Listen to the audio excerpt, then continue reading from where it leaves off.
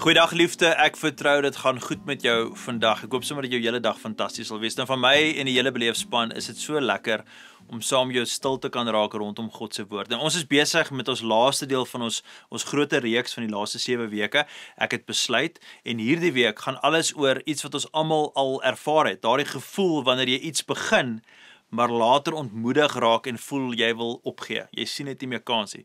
Nou vandag gaan ons kyk hoekom dit so belangrik is om te kies om sterk klaar te maak. Nou ons lees vandag uit 2 Korintiërs 8 vers 10 tot 11 en hier is Paulus besig om met die gemeente in Korinthe te gesels.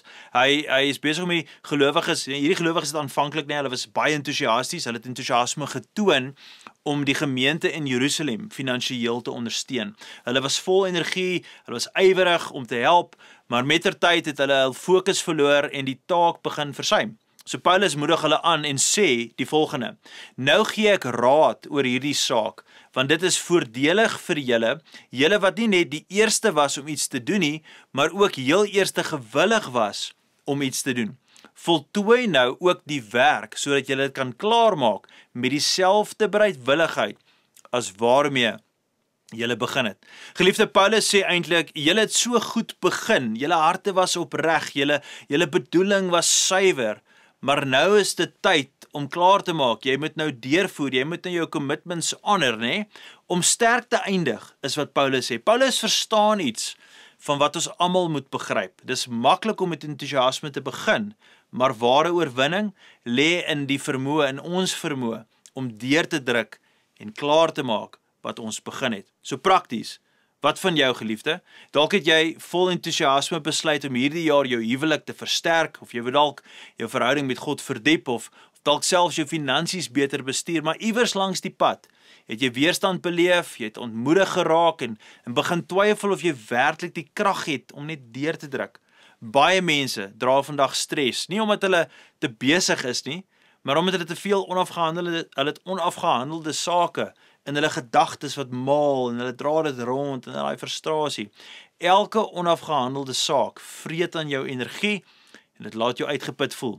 So, kan ek iets persoonliks vra? Iets prakties, maar iets persoonliks. Wat is daardie ding wat jy begin het, maar nog nie klaar gemaak het nie? Dalk het jy beloof om meer tyd saam met God te spandeer, 'n verhouding te herstel of 'n nuwe gewoonte aan te leer, maar vandag herinner God jou daaraan dat hy jou geroep het, nie net om goed te begin nie, maar om sterk te eindig. So wanneer jy en ek kies om deur te druk, maak ons eintlik die volgende verklaring. Ons sê, ons is een sterk eindiger en ons gaan nie opgee nie. So kies vandag om al die onvoltooide take aan te spreek. Besluit vooraf, met God se hulp, maak ek klaar wat ek begin het. Wanneer ek begin, hou ek vol. Ek gee nie op nie. So elke keer, wanneer jy deurdruk en jou doelwit voltooi, weet jy wat gebeur, geliefde? Jy versterk jou geestelike karakter en jy eer God met jou lewe.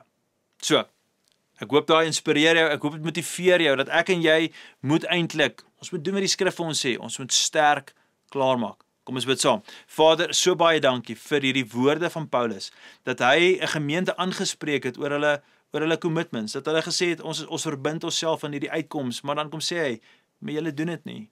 En julle kan nie dit doen nie. Dis nie tog wat 'n Christen doen nie. 'n Christen se karakter lyk anders, en wanneer 'n Christen doen wat hy of sy sê hulle doen, dan eer hulle God daardeur. En daarom vra ek, Here, kom help ons vandag om alles aan te spreek, dit wat ons gesê het ons gaan doen, maar nie by uitkom nie. Here, kom gee vir ons die energie, die durf en die ywer, dat ons nie vasgevang sal word in die lokval van stres en bekommernis nie, maar eerder net sal beweeg in die durf en die ywer om klaar te maak wat ons gesê het ons gaan doen. Dis ons gebed vandag in die mooi naam van Jesus. Amen en amen. Geliefdes, so baie dankie dat ons inskakel. Gaan in vrede.